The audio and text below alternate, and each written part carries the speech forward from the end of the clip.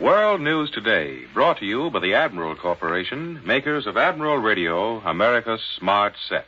By shortwave broadcast direct from important overseas stations, as well as leading news centers of our own country, CBS correspondents are waiting to bring you a complete report from the world's political and battlefronts. But first, here's Doug Edwards. The Germans say that American bombers striking from bases in Italy have attacked the Southern Reich again today. So far, there's no word from our own headquarters. Last night, the Royal Air Force hit Frankfurt and other targets with great force. Berlin reports that the Russians have now crossed the Dniester River at Yampol, and the Russians announced the capture of Kremenets, 70 miles northeast of Lvov in Old Poland. On the Italian front, the battle for Cassino appears to be nearing an end with our troops in control of most of the town. But now for further details of the Italian campaign, Admiral Radio takes you to CBS Algiers, Winston Burdett reporting. Practically the entire ruin that is Cassino is in our hands today. Our troops yesterday mopped up German pockets in the rubble of the blasted town, laboriously wiped out snipers and machine gun nests, and pushed on to Cassino's western rim, where the enemy was still desperately clinging to two last strong points, each one composed of the wreckage of a half-dozen houses. In the hills to the west, Indian troops hammered out further short gains, closing the ring around Cassino to 3/4 of a circle. The Indians have edged forward toward the monastery ruins on Abbey Hill, where they now hold two humps of ground on the middle slopes. It looks as though the final assault on the Abbey itself is near.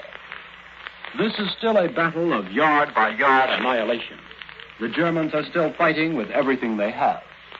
The Luftwaffe yesterday stepped up its attacks in the Cassino sector, sending over wave after wave of bomb-carrying Fokker Wolves. Each wave totaled between 15 and 30 aircraft. Most of the bomb-carrying planes had strong fighter escort. In 3 dogfights, American-flown Spitfires bagged 7 of the attacking planes.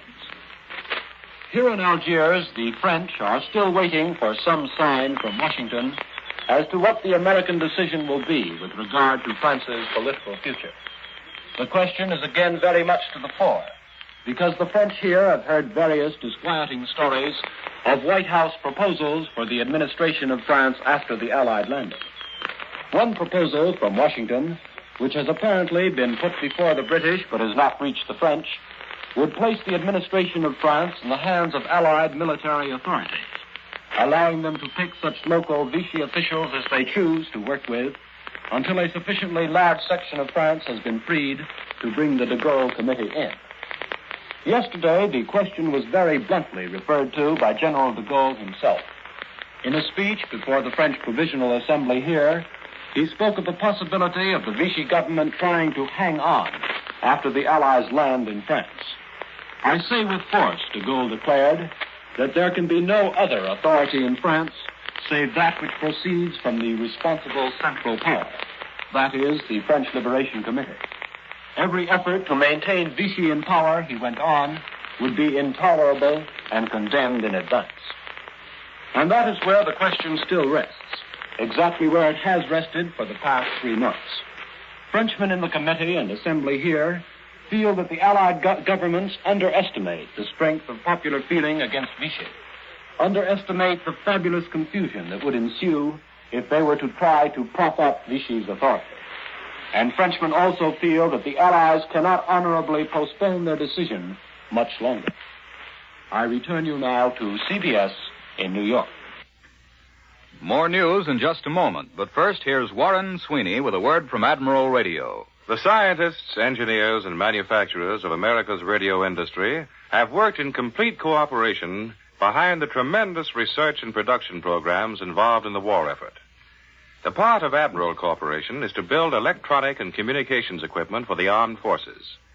The progress made in laboratory developments, new ideas, and improvements has been amazing, but production has kept pace, and ever-increasing quantities of vital equipment is going to our fighting men. However, such things as climatic conditions, service and replacements, ease of mobility, and many other factors often make communications equipment obsolete in a relatively short time. For this reason, laboratory research has been speeded up to a point where years of peacetime progress are now compressed into a matter of weeks or months. It is not unusual at Admiral for new models to be on the planning boards before previous models have come off the production lines.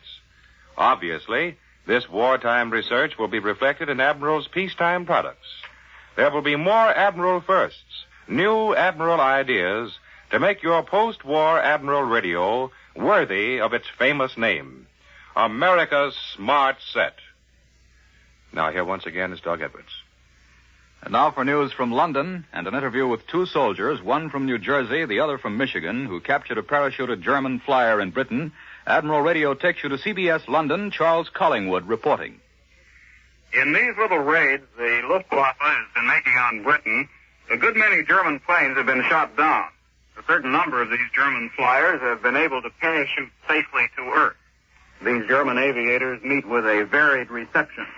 One night last week, one of them achieved the distinction of being the first German to be captured in the European theater by American soldiers.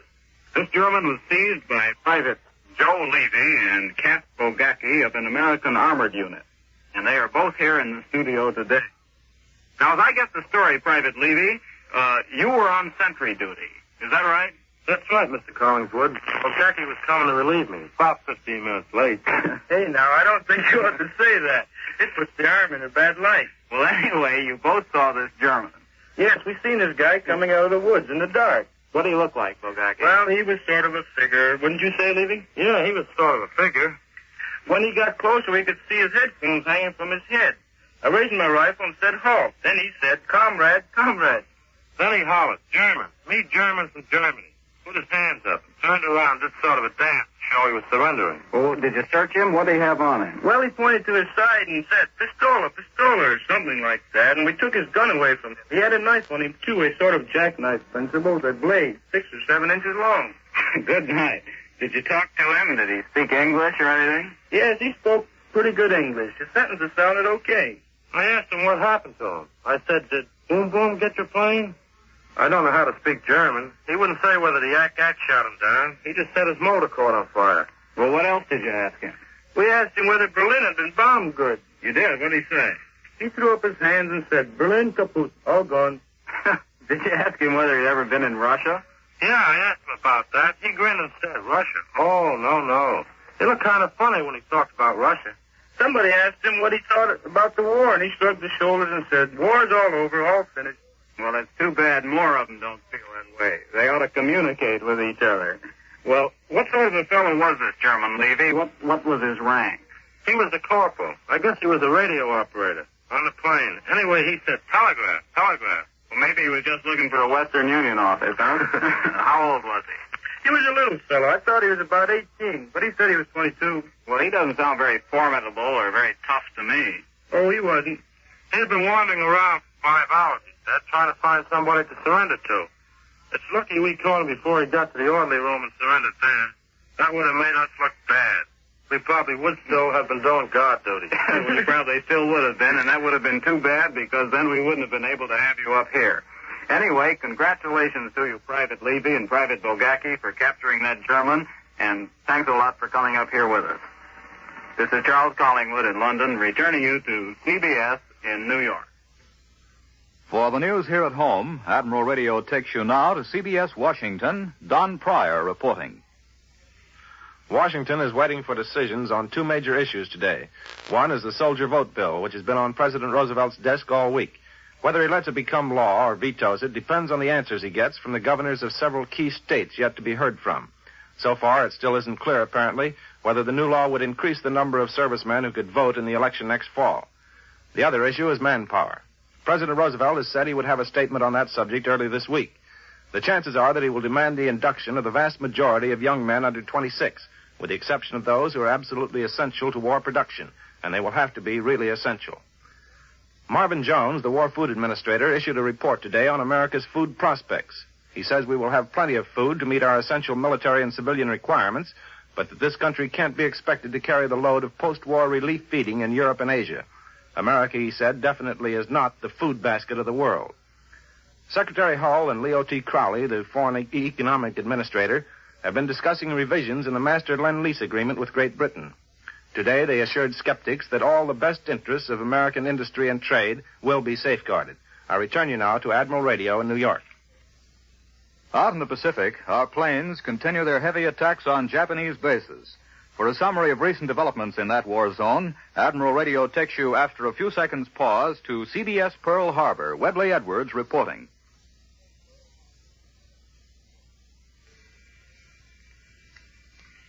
There's got to be a great deal of plowing, sowing, and cultivating between harvests. In warfare, particularly the kind we have out here, there's always a great deal of getting ready before the next harvest can be reaped. At the moment, there is not much spectacular stuff about the action in the Central Pacific, but there's been a considerable amount of sleeves rolled up, spit on the hands kind of work. It's a very essential part of the advance toward the China coast and Japan. This week, while the submarine force maintains its everlasting destruction of Jap supply lines, the air forces of Admiral Nimitz' command have had a similarly non-spectacular but equally important part in the gradual grinding up of Jap facilities. Theirs has been the drudgery of day-by-day bombing of Jap bases all over this expansive and very watery portion of the globe. To many of us here, the cumulative result of these scores of attacks on Jap islands in the Carolines, the Marshalls, and the Kuriles, so casually reported in the run-of-the-mill headquarters releases, make a large and important story. Not many weeks ago, an attack on Truk would have called for a rush to spread the startling news. This week, Fleet Air Wing 2 sent planes ranging within easy distance of Truk, attacking Oraluk, 190 miles from Truk, while liberators of the 7th AAF attacked Truk itself without any losses. Kusai and Ponape in the eastern Carolines, not very long ago well beyond our reach, are now being bombed regularly by both Army and Navy land-based planes. The bombing of the bypassed and isolated eastern Marshall Islands, still held by battered Jap garrisons, has become backyard milk run stuff.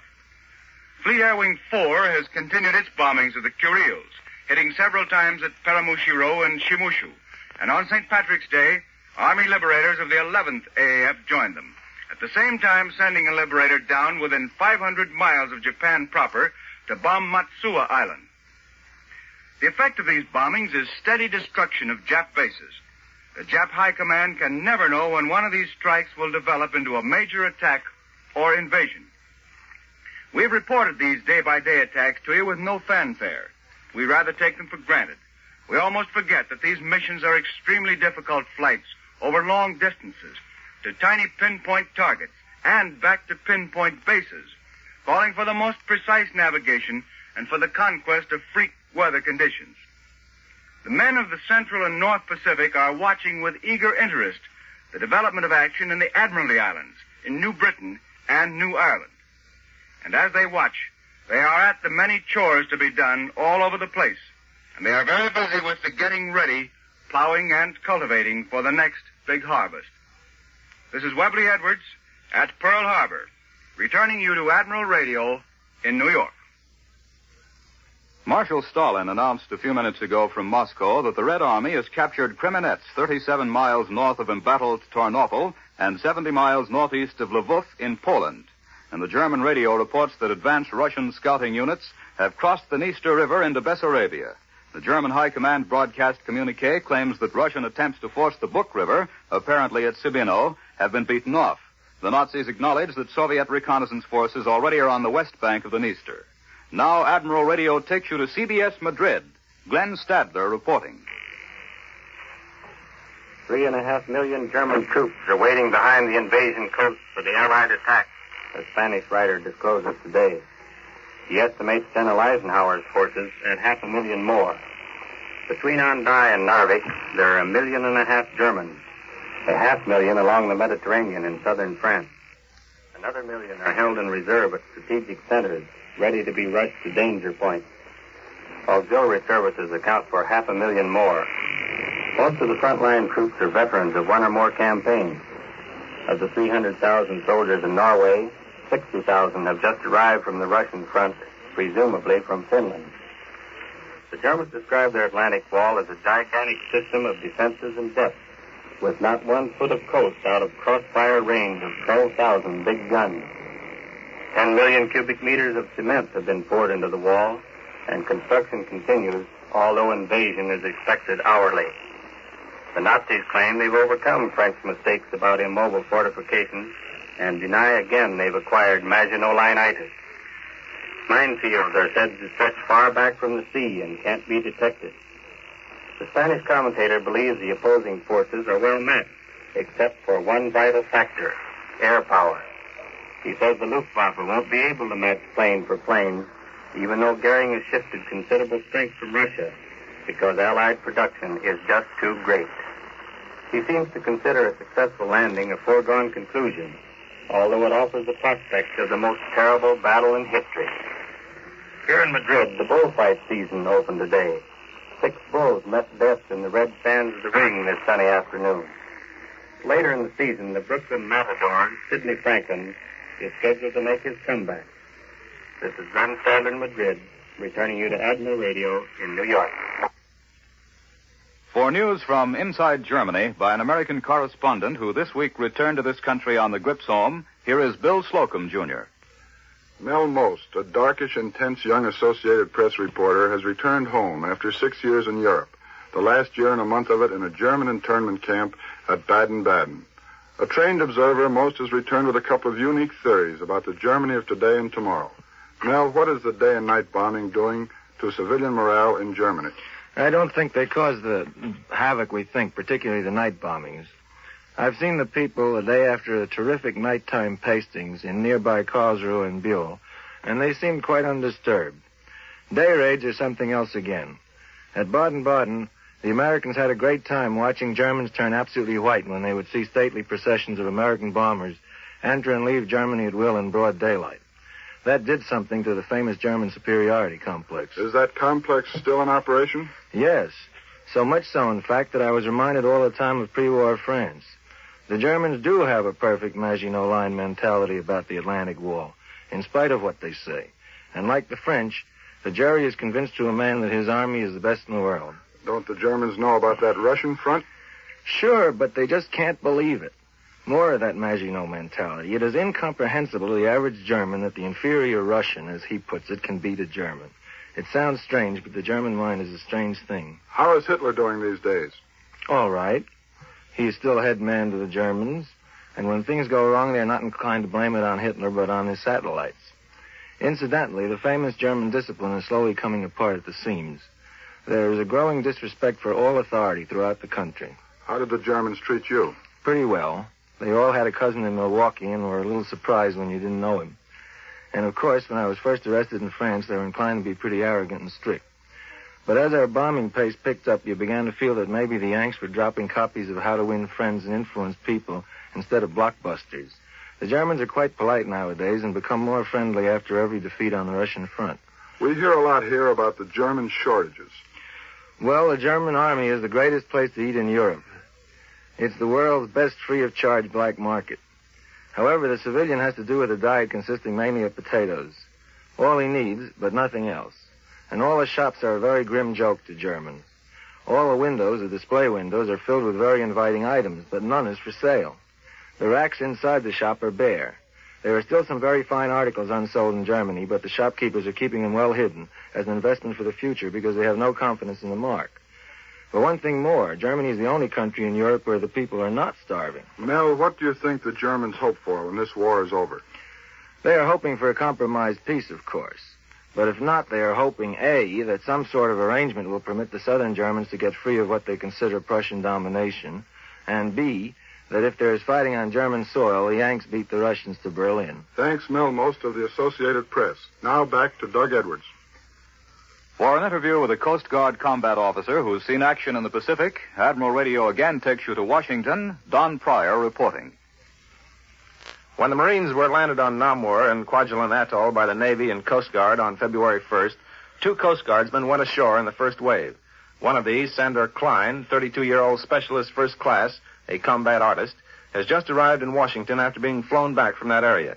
Each Marine in the operation was a miniature arsenal, while Klein and his companion had only sidearms and sketch pads and pencils and a camera. A year ago, Sandy Klein knew nothing about war. He was a top-flight artist who had studied in Rome and Paris, won the Pulitzer Prize, and had his work exhibited in the best galleries. His job now is to put his impressions of the Pacific War on canvas for the Coast Guard. But now he's going to tell us a little bit about the way war looks to an artist. Just a little bit, I'm afraid. It might be a good thing to tell it all, but it's an awfully grisly business. The ship I was on went inside the Kwajalein Lagoon on D-Day. John Bickle, a photographer, and I went over the side early in the afternoon with a group of Marines. The next morning, Bickle and I transferred to an amphibious tank. The outfit we were with had received orders to remain on the island. This tank was in the first wave to hit the beach at Namur. Well, that must have been reassuring. How did it turn out? All right, fortunately, but we were lucky. There was a big Jap blockhouse on fire about 200 yards dead ahead of us when we hit the beach. It was filled with ammunition, bombs, torpedoes, and all kinds of explosives. All that stuff was exploding. And just as we hit the beach, there was a terrible blast that lifted the tank clear out of the water several feet and crashed it down with a jarring thud. There were about 15 of us inside, and we landed all in a heap. By some miracle, none of us was hurt. Well, then what did you do? We got out of there as fast as we could. The tank was loaded with boxes of grenades. We tossed them out on the beach first and then scrambled for the nearest cover. Was there much opposition there from the Japs, Sandy? It was pretty hot for a while, but the naval bombardment had killed most of them. The island looked like a rubbish heap. There was hardly a tree left standing. The worst thing was the heat and the smell. The smell of the body saturated everything so you could hardly breathe. Even after we went back out to the ship, the smell was still in our clothes. Well, if you can call a thing like that thrilling, what was the greatest thrill you got out there? Seeing my young brother. He was with the 24th Marines in the landing on Roy. I found him the second day after we landed, and he was all right. Incidentally, that's only one brother Sandy has in the service.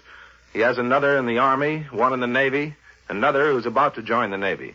Besides, one of his two sisters, has a son in the Navy. I return you now to Admiral Radio in New York. There's not a word of official news from Helsinki or Moscow today on the status of peace negotiations between the two countries, but Columbia's shortwave listening station heard the British radio relay a Finnish radio report which said, "The Russian terms are altogether too harsh to be accepted.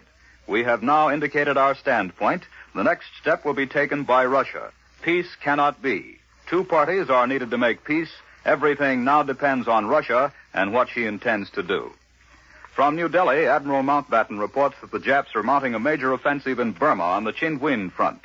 They've already crossed the river in force at several points. Meanwhile, the strong British Indian force, which was landed 150 miles behind the enemy lines in northern Burma, has driven the enemy from a strongly held position. And now, once again, here is Warren Sweeney with a word from Admiral Radio. Wartime demands for better radio equipment have produced many ideas that will be incorporated in Admiral's post-war radios. But there are also some tried-and-true features that will be musts in your peacetime Admiral. The Admiral Aeroscope is one of these musts. Built right into the radio cabinet, the antenna eliminates the fuss and bother of outside aerials and messy, unsightly ground wires. Admiral-built and Admiral-engineered, the Aeroscope tends to reduce static and assures properly amplified sound waves with full power and volume. Today, all the productive facilities of Admiral's great plants are busily engaged in building communications equipment for victory. Tomorrow, when the war is won, this same energy will be applied to building a better Admiral radio for your home. You'll want your post-war set to be an Admiral, built by the world's largest manufacturer of radio phonographs with automatic record changers. The appearance of personnel of the armed services on this program does not necessarily constitute an endorsement of our product. America faces a drastic shortage of waste paper. Your government appeals to you to save every type and kind of paper and send it off to war. The American home is the greatest source of waste paper, and your country appeals to you to help supply the paper needed in the manufacture of so many vital war supplies.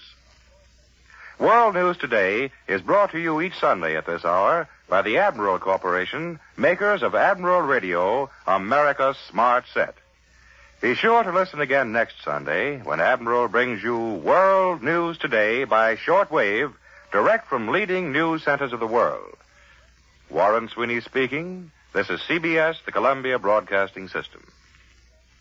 The WBBM Air Theater, Wrigley Building, Chicago.